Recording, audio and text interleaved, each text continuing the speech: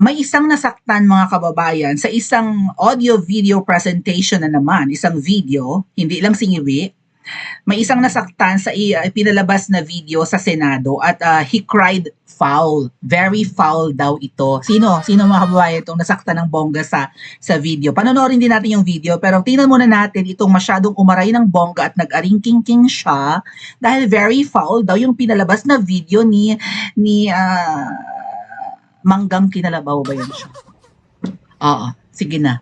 Play. Na gumagana ang demokrasya, kailangan lang maalala ng bawat senador na kahit sila ay may kapangyarihan, hindi dapat nila malimutan magpakatao. Sa kabila ng lahat ng problema, pinakamababang halaga ng piso sa kasaysayan, mataas na bilihin at gasolina, kawalan ng trabaho, halos wala ng makain, nagpapakamatay ng mga magsasaka. Ang inuuna ay politika. Ito namang si Big Zubiri, yung iba nanonood. Si Gatchalian nanonood. Feeling ko si Gatchalian yung naka-powder blue. Si Kiki Pangitlinan yung may salt and pepper na buhok on the rightmost corner. Tama ba mga kababayan? Ba't hindi mapakali na parang sinisilihan ang buli, mga ating? Ngumalngal ng ngumalngal. Ano yung napapanood at pinapakinggan nila na pinapalabas sa kanilang monitor maybe or projector? Let's watch nga ito mga ating galing kay Aimee na video. Bakit nagpalit ng liderato sa Senado? May I be allowed to humbly move to declare all seats vacant, Mr. President?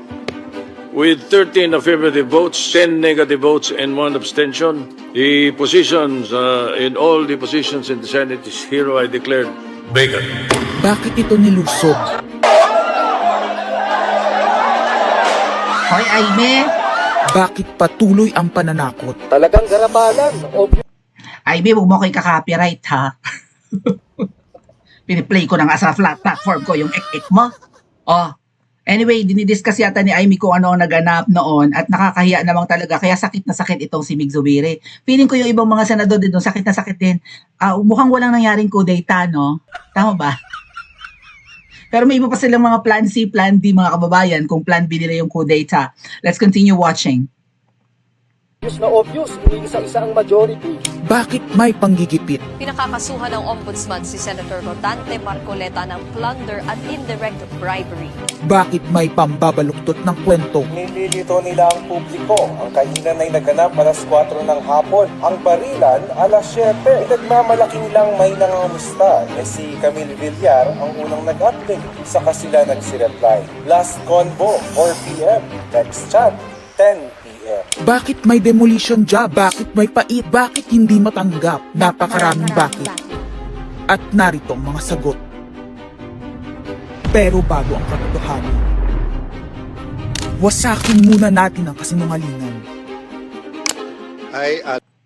Bago tayo magtuloy-tuloy, Daryl Yap, ikaw bang gumawa ng video na ito? Or merong sariling social media team si Aimee? Sabagay, marami siyang pera, no? Baka si Daryl Yap ang nag-produce nito or nag-direct. Si Aimee ang nag-produce, si Daryl Yap ang nag-direct. Anyway, deadma muna sa ating bias kay Aimee, panoorin muna natin ang kanyang presentation sa Senate. Alan Peter Shram Cayetano, having been elected to the position of Senate President. Hindi nagpalit ng liderato para sa impeachment. Hindi totoong pinapakalat ng mga nabulaga. Ito this time, medyo nagkabulagan. Ang impeachment ay labanan ng numero. Hindi ang mga Duterte aligned ang dapat mangamba, kundi ang mga sa umpisa pa lang ay may hatol na. Ang sinasabi, sir, ng ibang mga kritiko, itong Senate leadership shake-up ay tungkol lang daw sa impeachment. Lahat na i-connect. As I told you, may 12 kami. Si Bato is 13.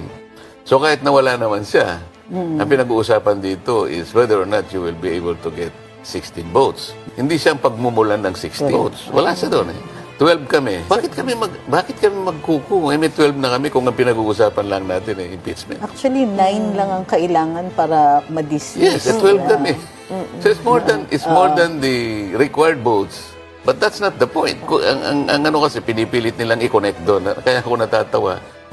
Where is the connection there? Gusto pang ipa-inhibit ang mga tinatawag nilang Duterte-aligned senators. Nananawagan pa ng partial kuno at pagiging patas. Pero sa publiko, may mga pahayag na hindi makakatakas. While VP Sara is in power, the threat of a full-blown Duterte comeback is still a very real and present danger. Bakit ganito ang desperasyon? Bakit hindi maikubli ang gigil? No.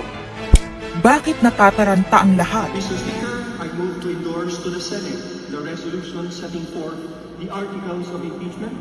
Narito ang pagsisiwala.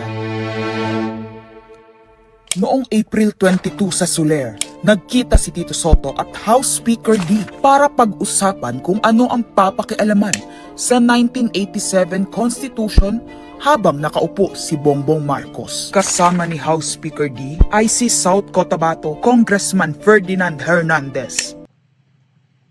So kaya pala sumisigaw ng foul si Mig Zubiri. Binubulgar ni Amy ang sekretong meeting ni Soto at ng kung sino-sino pa para doktorin ang konstitusyon natin. Kaya pala foul, sabi. Bakit kayo may mga maitim na binabalak, Soto? Ay, deserve mo nga mapaltan. Yun. Alam namin na dapat nang paltan ng konstitusyon kasi luma na. Hindi naman niya napupulfill yung promise niya, no? Na paunlarin ang Pilipinas at gawing tahimik at mapayapa ang pamumuhay at maunlad ng maunlad ng pamumuhay ng mga Pilipino. So lumang-luma na yan, 1986. So 30 years ago na yung ating constitution. So dapat na talagang paltan. Kaya lang wala kaming tiwala sa mga nakaupo ngayon para yan paltan. Maybe kapag si VP Sara na, oo. O tapos ngayon may mga sekreto kayong meeting at umamin naman siya na, oo, nandun nga kami. Pero bakit sabi ni Soto daw kasi mga kababayan, okay, nandun kami, pero bakit narinig nyo ba yung sagot ko? Ang sabi ko, hindi naman ako pumayag, sabi ni Soto. Ang sabi ko, i-relay ko itong inyong proposal sa aking mga colleagues. Mga palusot mo. O kaya nga nung isiniwalat yan, bago pa si Amy, may nagsiwalat, di ba, na sino yun? Dito Banayo ba yun? Whoever that was. Hindi, iba yun eh. Basta may nagsiwalat, di ba? Na subukan nilang itanggi at ilalabas ko yung aking source. Di umamin siya. Let's continue watching, mga kababayan. Kasama ni Soto ay ang dating Senate Secretary na si Mark Mendoza. Konas ang gusto nilang mode ng charter change. Muling isinusulong sa Kamara ang charter change o pag-amyenda sa konstitusyon sa pamamagitan ng Constitutional Convention. Is something big brewing inside the government? The claims of a possible no-election scenario. Ang pag-aamyenda ng konstitusyon sa pamamagitan ng Constituent Assembly. At para makakuha ng suporta sa Senado at sa Kongreso, ito dapat ang mga nilalaman. Dapat ma-extend ang termino ng mga senador at congressmen na mawawala na sa pwesto by 2028. Ang eleksyon sa bawat senador ay magiging by region. Nagdiskusyon sila kung 2 o 3 senador per region. Kinompute nila kung mayroong 18 regions, nasa 36 o 54 ang magiging senador. Lumutang din ang usapang para hindi makaporma si Inday Sara sa 2028, gawing 50 years old ang edad ng pwedeng tumakbo. Pero nagpanukala rin si Soto na pwedeng gawing 35 years old para kay Vico Soto. Dahil ipagmamayabang niyang kayang talunin ito si Inday Sara. Meron ako idadagdag, maganda, Vicky. Ibaba natin ang edad ng presidente to 35. Magagaling ang bata ngayon eh.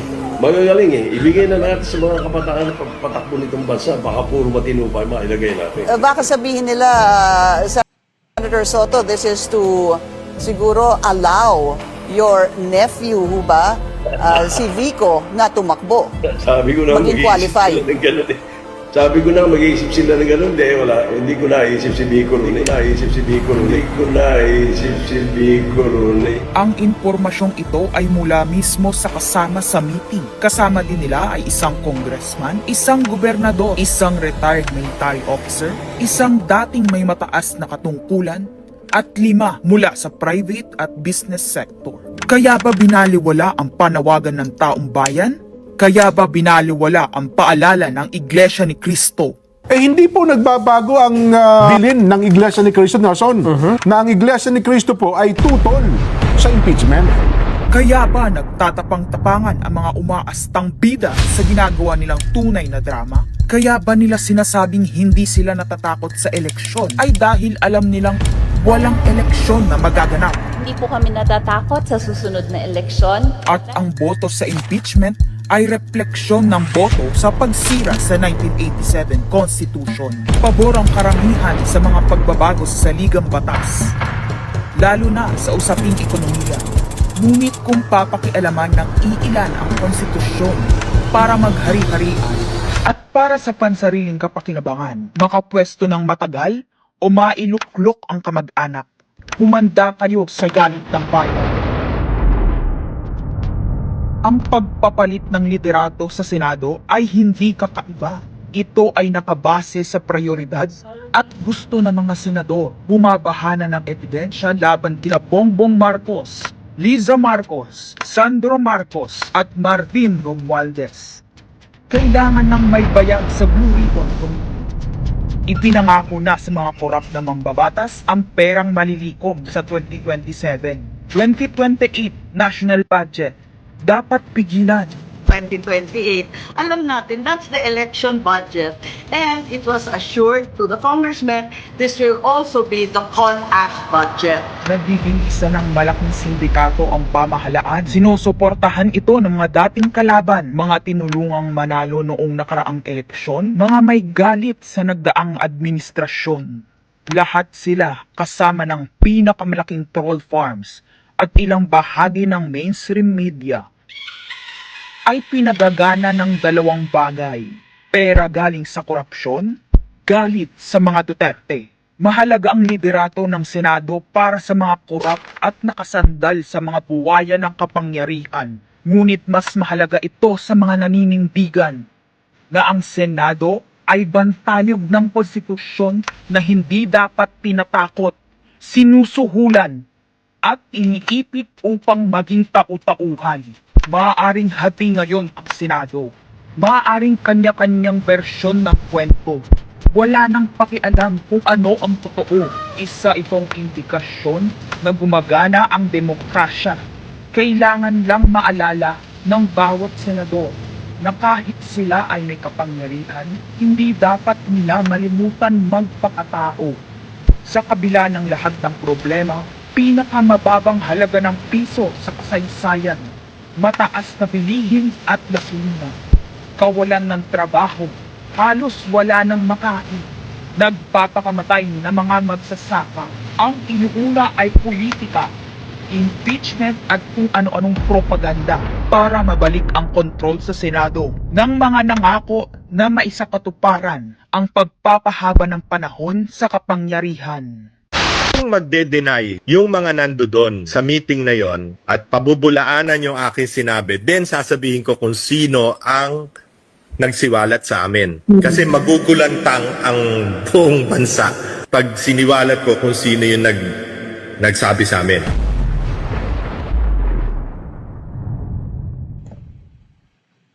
Bakit nagpalit ng liderato sa Senado? May I be allowed to humbly move? Okay mga kababayan, sino kaya ang nag-produce ng movie or ng video na yan? I have a feeling it was Aimee, okay? But someone directed the movie or maybe sila yung nag-edit and all that.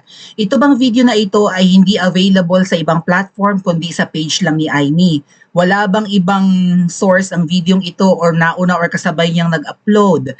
Dahil kung si Aimee ang nag-produce nito at pinagawa sa kung sino man, maganda yung pagkakagawa ng documentary na ito, no, mabilis yung pacing ng mga transition ng iba't ibang footages. So hindi siya boring panoorin, no? Kuha ang kiliti ng netizen kung panonoorin yung video. Hindi nabobore. Kita nyo 9 minutes yun, hindi nyo namalayan, tapos na. So was it Aimee who produced it and someone made it for her? Well, she's very cunning, mga kababayan. Siya ay Tuso, si Amy. Dahil nagmukha lang siyang resource person dito, kita nyo, ilang seconds lang yung kanyang, tawag yun, ang kanyang visibility sa documentary na yan. Yung binanggit lang niya yung budget ng 2028 and that's it. Wala siyang speech dito. And sa palagay ko, yung narrator niya parang pokla. Parang bading yung narrator and at the same time parang winarp yung boses para hindi makilala kung sino yon. So maganda yung pagkakaproduce ng video and nasaktan ng bonggang-bongga yung si Mig Zubiri dahil foul daw yon. Well, present ka ba Mig Zubiri during the meeting? Eh isang senador lang naman yata ang nanon, si Tito Soto, ba't sakit na sakit ka? Oh. At mga kababayan, may mga balak pa na parang i-dissolve ang Senate para ang mag-handle ng impeachment ay ang mga buwaya. Alam nyo ba yon? Alam nyo ang buwaya 318, ang Senado 24. Kung madi-dissolve ang Senate or ma-abolish or mawawala ang Senado, say for example magkaroon ng CONAS nga, mawawala ng power ang Senate, ang magte-take over ang mga buwaya. At pwedeng ang mga buwaya ang magsentensya ng guilty kay VP Sara sa impeachment. Payag ba kayo ng ganun? Oh. Kaya parang atake ito in a way, hindi lang sa mga senador, pero parang very much highlighted dito si Tito Sen. Yung kanyang mga ginagawang kababalaghan, ang kanyang mga ginagawang palihim, nga pala, yung meeting daw na yun, may present na gobernador, may mga men in uniform ba, may mga taga-business sector, may congressman din, ay sa Soler daw yan po nangyari mga kababayan. Ang meeting ay sa Soler Hotel and Casino, hindi sa Okada na katulad ng binabanggit ko nung nakaraan. So, bakit nila pinagbabalakang doktorin ng konstitusyon? Well, nandun yung sagot actually, gusto nilang ma-extend at lumagpas pa sa 2028. Yung gumawa ng documentary, hindi na yata nagpasintabi kay Amy at pinakita pa yung ulo ni Marcos Jr. doon na may mga koro-korona. Sa madaling sabi, si Marcos Jr. ang utak ng balak na pagdoktor ng konstitusyon at hindi yan nangyayari dahil nga si Soto ay natanggal sa pwesto. Sakit na sakit sila mga kababayan, lalong-lalo na si Mig Zubiri. Magtagumpay pa rin po, kaya yung natawa ako dun sa sinabing Bulaga 11. Bulaga 11. Yung minority ang tawag ay Bulaga 11, yung majority ay Grade 13, di ba? Yung kay Cayetano na side. O Grade 13 at saka Bulaga 11. Magtagumpay kaya ang Bulaga 11 na maagaw muli kay Senator Cayetano ang leadership ng Senado? Magtagumpay rin po kaya silang baguhin ang ating saligang batas? At magtagal sila sa pwesto? Magtagumpay kaya ang malemaleta at ang misyon nila na durugin ang mga Duterte? Pa-comment niya po sa comment section at panoorin ang iba pa nating mga video.